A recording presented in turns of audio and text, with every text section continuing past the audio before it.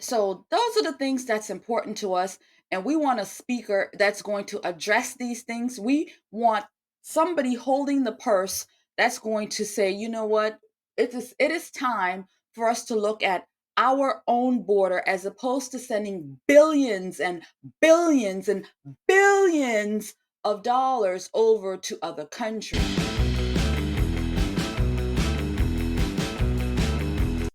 Hello, everyone, and welcome to the Conservative Poet with me, Amania. Happy that you have stopped by today. Thanks for stopping by.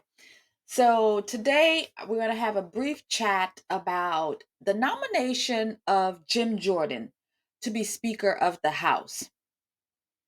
So, he's been nominated, but with the party, but he has not won the speakership. So, I'm like, why is it that we can't just all come together, put him in, and move on with our day?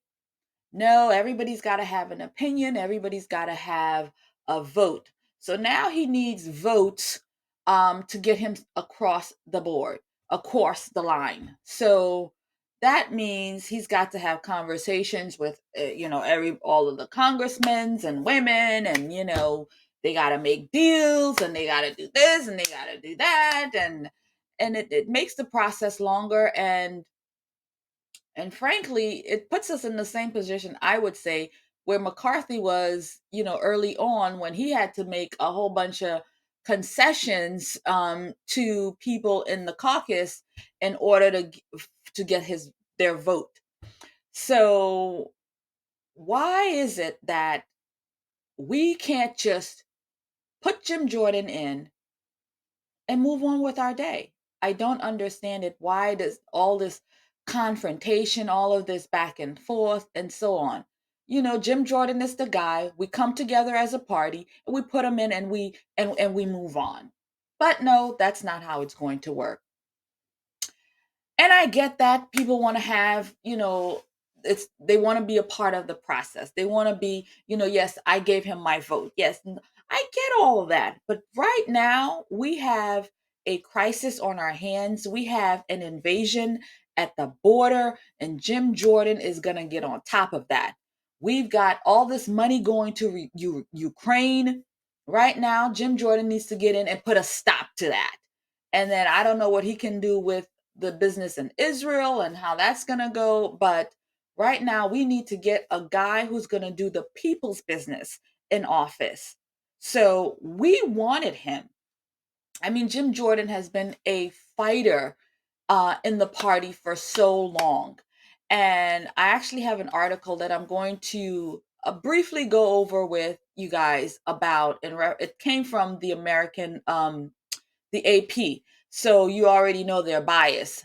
But their whole thing is that they seem to be wanting to tie Jim Jordan to President Trump and January 6th. Like that's all the he's the far right. He's far right. He's an ally to Trump. He's an ally to the GOP. He's far right. He's far right.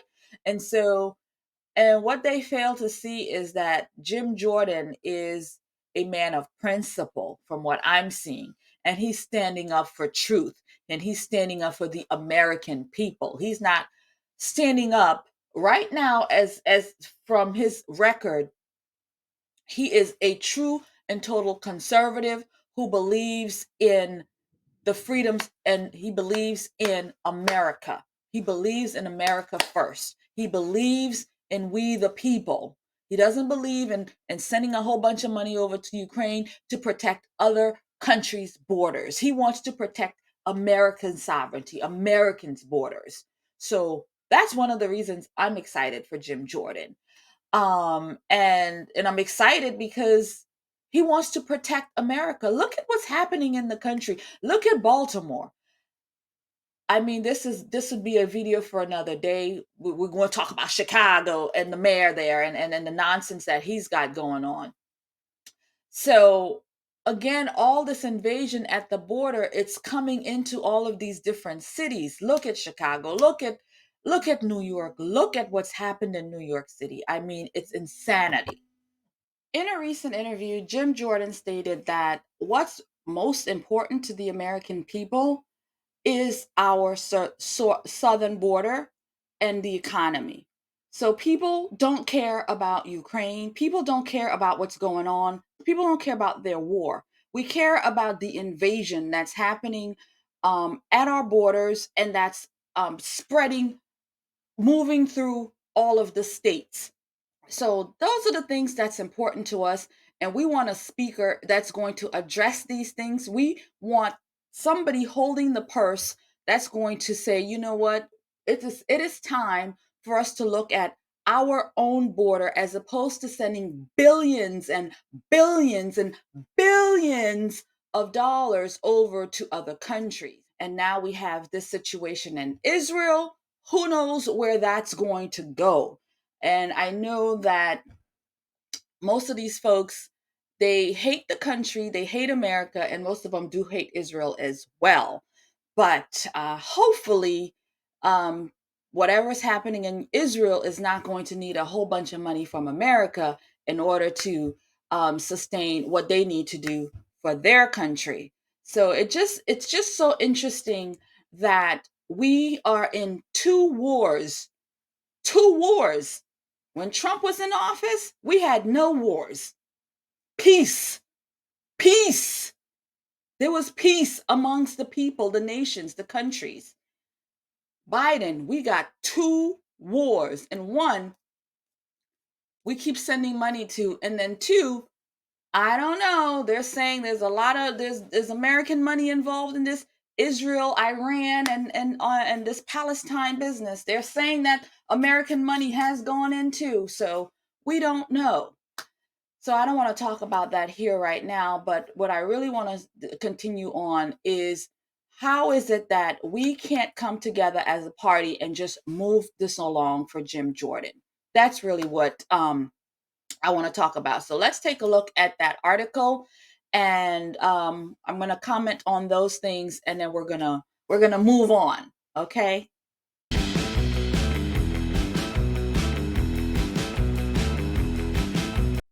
So here we are.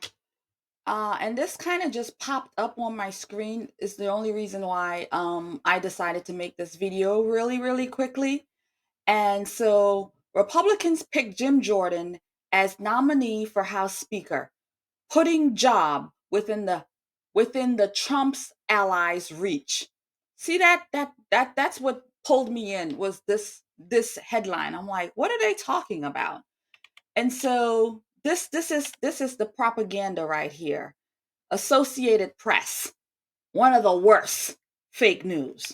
But any event, let's read what they have to say here. Washington AP. Oh, the one from the swamp.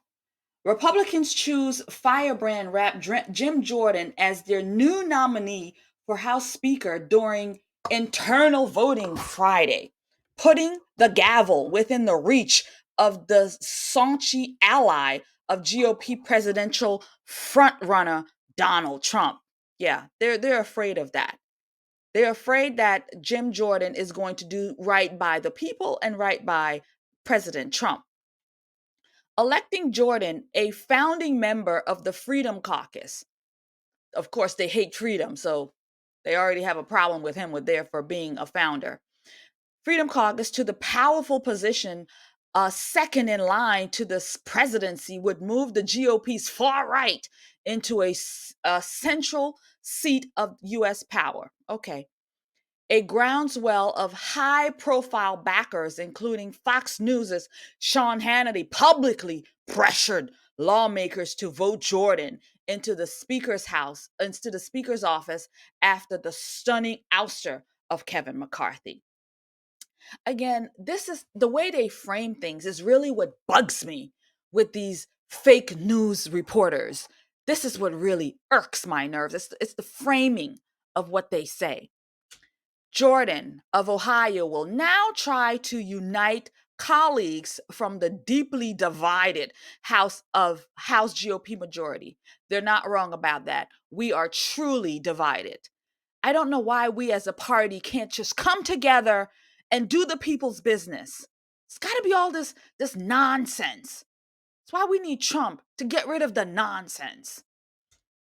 Okay, ahead of a public vote on the floor, possibly next week, Republicans split 124 to 81, 124 through 81 in Friday's private vote through a second secret ballot nudged his tally higher. So I say they do a public vote and let everybody see how people vote. So this way we can get on the horn. We can call up our congressman and say, you know what? I need you to vote for Jim Jordan. I don't care what your personal things are. I put you in. You work for me, and I want Jim Jordan, and you'd better vote accordingly, or else you're gonna be out too. That's what we need to hear from the public. So we want to see how these congressmen vote so we can deal with them accordingly in 2024. I think Jordan would do a great job. McCarthy, Republican California, said ahead of the vote. We've got to get this thing back on track. Yeah. You should have had it on track when we put you in, McCarthy. You should have had it on track. You should have had America's interest. You should have let the government shut down. I'm actually curious to see. He's worried about, oh, these people aren't going to pay their rent. The government workers aren't going to pay their rent. Government workers, since they work for the government, they should have a nice nest egg sitting somewhere that they can tap into if the government shut down for a week, so we can really, truly do some really good work. Instead of every year, we're in this place. Oh my God, the government's going to shut down. We're going to shut down the government. It's going to be bad for the American people. And last minute, they cram things down our throats and people wave it off. And then we're back to business. Oh, the government is shut down. So we're good to go. We're good to go. No, you should have let the government shut down so we could truly put America's interests first. And the government shutting down, Americans would have survived. Americans would have been just fine. We would have been just fine. But your problem is that you worry about not sending more and more billions over to Ukraine. Anyway, frustrated House Republicans have been fighting bitterly over whom they should elect to replace McCarthy to lead their party after his unprecedented ouster by a handful of hardliners. My only issue with how they ousted McCarthy again is that we should have had somebody in place to go, as opposed to this dog and pony show we're seeing right now. We should have, if it was Jim Jordan, they should have, Jordan, we're doing this, or whoever, we're doing this. They should have had people lined up ready to take over if this is the plan, instead of what we're having now. So that was my only issue with that. Is that we didn't have a plan to make this thing a smooth transition. The stalemate between the factions now in its second week has thrown the House into chaos, grinding all other business to halt. Yeah, money to Ukraine. Lawmakers left for the weekend and are due back on Monday. Well, if that's the case, if Matt Gaetz do come home, hopefully I'll be seeing him today. That would be free. That would be pretty awesome if he ends up at the conference he's supposed to be. So let's see. Hoping that's where I'm on my way to. But I wanted to just make this quick video. All right. So, but not all Republicans want to see Jordan as Speaker. Jordan is known for his close alliance with Trump, particularly when the then president was working on overturning the results of the 2020 election, leading into the January 6th attack on the Capitol. These people are so dramatic. It's unbelievable. The attack on the Capitol. I'm so sick of hearing that. So sick of them. But they never have any problems with BLM burning down the city. They don't have problems with that. They don't have problems with people looting all over this country, burning things. They don't have no problem with that. January 6th was one day for a couple of hours, not even, when this so-called happened. One day, couple of hours. Months and months of people burning down the cities, burning down. They don't have no problems with that. So sick of it. The work of Congress, including next month's November 17th deadline to fund the government or risk a federal shutdown, would be almost certain to become anything but routine. Jordan's wing of the party has already demanded severe budget cuts that he has promised to deliver, and aid to Ukraine would be seriously in doubt. There it is, friends. There it is. Aid to Ukraine. That's what it's all about. Aid to protect other countries' borders. Anyway, seriously, investigations into Biden and his family would push to the forefront. Yeah. House Democrat leader Hakeem Jeffries immediately gathered his party on the Capitol steps to urge Republicans against giving the gavel to Jim Jordan, an extremist extraordinaire. An extremist extraordinaire. Jim Jordan is an extremist extraordinaire, according to Hakeem Jeffries, who's not an extremist extraordinaire, and encouraged GOP lawmakers to partner with Democrats to have them reopen the House, essentially. Hey, come with us, Republicans, if you're not far right, so we can work together to do the people's business. Yeah, I saw his interview. It was pretty awful. It's a disgrace that this is where we are. The Democrats are calling us over. And I'm kind of wondering if there's some rhinos who would take them up on that offer. Because from what I understand, there's a scenario where they could rally behind Democrats and put Hakeem Jeffries in as the speaker.